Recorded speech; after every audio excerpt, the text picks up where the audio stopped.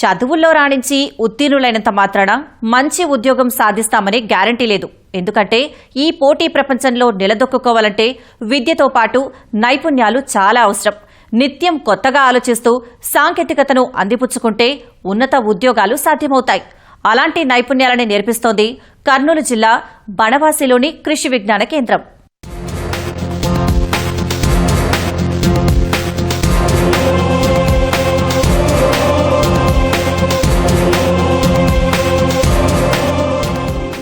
వ్యవసాయ రంగంలో ఎన్నో ఉపాధి అవకాశాలు ఉన్నా ఉపాధి కోసం నేటి యువత పట్టణాలు, నగరాల బాట పడుతుంది. మరికొంతమంది నైపుణ్యాలు తక్కువగా ఉండటంతో సొంత ప్రాంతంలోనే ఉండిపోతున్నారు. అలాంటి వారికి ఉపాధి అవకాశాలు కల్పించేందుకు జాతీయ వ్యవసాయ మార్కెటింగ్, సింజెంటా ఫౌండేషన్ సంస్థలు ముందుకొచ్చాయి. విద్యార్థులకు ఆయా రంగాల్లో శిక్షణ అందిస్తున్నాయి.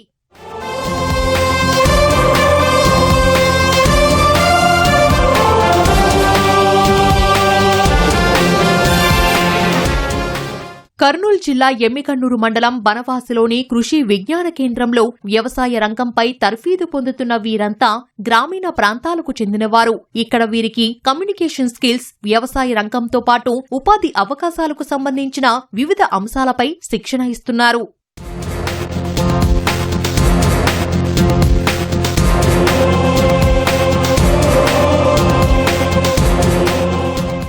గ్రామీణ ప్రాంతానికి చెందినవారై కనీసం 10వ తరగతి చదివి 35 ఏళ్లలోపు వారే ఈ శిక్షణకు అర్హులు.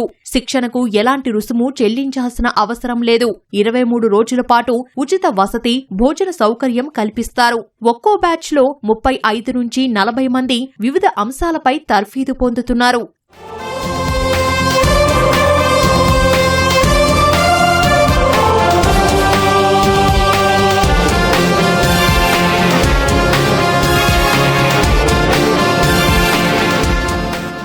రైతులతో ఎలా నడుచుకోవాలి, మంచి దిగుబడి సాధనకు ఏం చెయ్యాలి, వర్మీ కంపోస్ట్ ఎలా తయారు చేసుకోవాలి వంటి వివిధ కోర్సులను ఇక్కడ నేర్చుకుంటున్నారు విద్యార్థులు. పంటలకు చీడపురుగు పట్టకుండా ఎలాంటి జాగ్రత్తలు తీసుకోవాలనే విషయాలపై పట్టు సాధించినట్లు చెబుతున్నారు. ఇక్కడికి వచ్చిన తర్వాత క్రితం నేర్చుకునేవి కూడా ఇప్పుడు నేర్చుకున్నానని నాకు అనిపించింది. రైతులతో ఎట్లా మాట్లాడాలో నాకు తెలియదు, కానీ ఇక్కడికి వచ్చిన తర్వాత రైతులతో ఎలా మీటింగ్ పెట్టాలి, ఎలా వాళ్ళతో ఇంటరాక్ట్ అవ్వాలనేసి నాకు తెలిసింది. సాయిల్ ఎరోషన్, క్రాప్ దిగుబడి తగ్గడానికి కారణాలు, ఇరిగేషన్ ఎట్లా ఇవ్వాలి, ల్యాండ్ ప్రిపరేషన్ ఎట్లా చేయాలి, ఈ సోయింగ్ ఎట్లా చేసుకోవాలి, దాంట్లో న్యూట్రియంట్స్ ఏంటి, పెస్ట్ ఏంటి, డిసీజ్ ఏంటని నేనంతా అది ప్రాక్టికల్ గా తెలుసుకోగలిగినాను. ప్రతి ఒక్కటి ప్రాక్టికల్ గా చూపించారు ఇక్కడ. అంటే వర్మీ కంపోస్ట్ గానీ, మష్రూమ్ కల్టివేషన్ గానీ, మిల్లెట్స్ తో బిస్కెట్స్ చేయడం గానీ, అండ్ ఆల్సో ఎపికల్చర్ కూడా చాలా బాగా చూపించారు. ఇంకా ఇక్కడ చాలా తోటలు ఉన్నాయి, వాటిని ఎలా అంటే స్టేబుల్ చేసుకోవాలా, ఏ రోగం వస్తే ఎలా చూసుకోవాలా, అంటే కమ్యూనికేషన్ స్కిల్స్ ఇవన్నీ బాగా నేర్పించారు. సోయింగ్ నుంచి హార్వెస్టింగ్ వరకు అన్ని రకాల విషయాలు తెలుసుకున్నామని చెబుతున్నారు విద్యార్థులు. అగ్రికల్చర్ రంగంలోనే కాక టెక్నికల్ విభాగాల్లో కూడా శిక్షణ ఇస్తున్నారని వివరించారు. శిక్షకులు ఇస్తున్న ప్రోత్సాహంతో భవిష్యత్తులో వ్యవసాయ రంగంలో తాము సొంతంగా రాణిస్తామని ధీమా వ్యక్తం చేస్తున్నారు. మా కాలేజ్ లో థియరీ నాలెడ్జ్ ఒకటి ఉంది సార్. ప్రాక్టికల్ గా మేము ఏం చేయలేదు. అప్పుడు ఇక్కడికి రావడం వల్ల సోయింగ్ నుంచి హార్వెస్టింగ్ వరకు ప్రతిదీ నేర్చుకున్నాం సార్. వర్మీ కంపోస్ట్ గురించి, ఎపికల్చర్ గురించి, మష్రూమ్ కల్టివేషన్ అని నేర్చుకున్నాం సార్. అగ్రికల్చర్ సంబంధించిన కాకుండా టెక్నికల్ కూడా కంప్యూటర్ నాలెడ్జ్, ప్రెజెంటేషన్ స్కిల్స్, సబ్జెక్టే కాకుండా బయట కూడా ఎలా మనం బతకాలి అనేది నేర్పించారు సార్. దీనివల్ల నాకు చాలా యూజ్ అయింది సార్. చాలా కాన్ఫిడెంట్ గా ఉంది సార్. స్కిల్స్ గా జాబ్ ఆపర్చునిటీస్ తక్కువ ఉండడం వల్ల మనమే సెల్ఫ్ ఎంప్లాయ్ పెట్టుకోవాలనే ఉద్దేశంతో చాలా రోజులు నేను ట్రై చేస్తున్నా. దానికి వర్మి కంపోస్ట్ కూడా ట్రై చేశా. ఇక్కడ వచ్చిన తర్వాత సార్ వాళ్ళు ప్రాక్టికల్ గా చూపించడం వల్ల నేను ఇంకా బాగా తెలుసుకున్నా. మాకు తెలిసిన ఇన్ఫర్మేషన్ వాళ్ళకి ఎలా అందించాలి అనే ఉద్దేశంతో వాళ్ళు మమ్మల్ని మోటివేట్ చేశారు.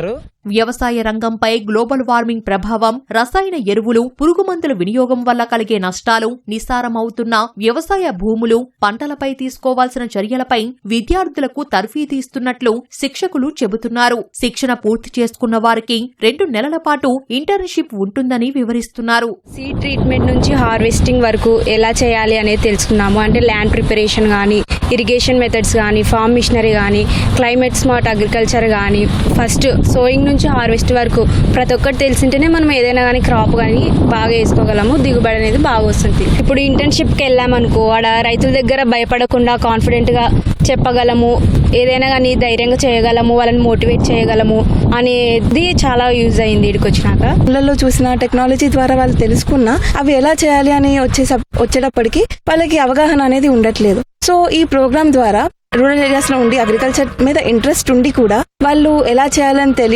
తెలియకుండా ఉన్న వాళ్ళకి ఈ ఐడెస్ ప్రోగ్రామ్ అనేది చాలా బాగా హెల్ప్ అవుతుంది. టెక్నికల్ గానే కాకుండా ప్రాక్టికల్ గా కూడా నాలెడ్జ్ అనేది పెరుగుతుంది.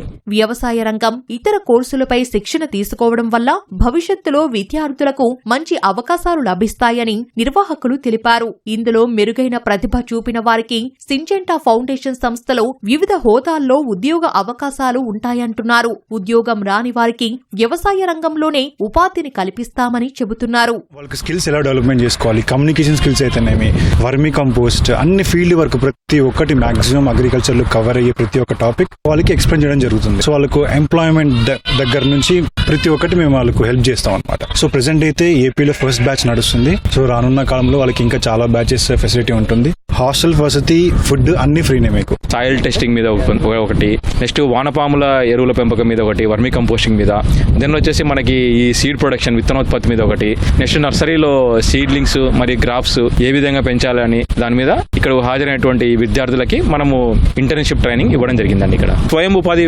పెట్టుకోవడానికి చాలా యూస్ఫుల్ ఉంటుందండి ఈ ట్రైనింగ్ లో. First point.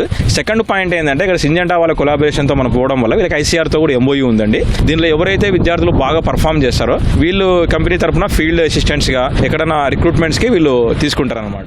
సాగు రంగంలో యువత నైపుణ్యాలపై పట్టు సాధించడం ద్వారా విస్తృత ప్రయోజనాలు ఉంటాయని చెబుతున్నారు వ్యవసాయ నిపుణులు. మరీ ముఖ్యంగా ఉద్యాన రంగంలో శిక్షణ తీసుకోవడంతో దిగుబడులు పెరగడంతో పాటు సరికొత్త అవకాశాలు ఉంటాయన్నారు.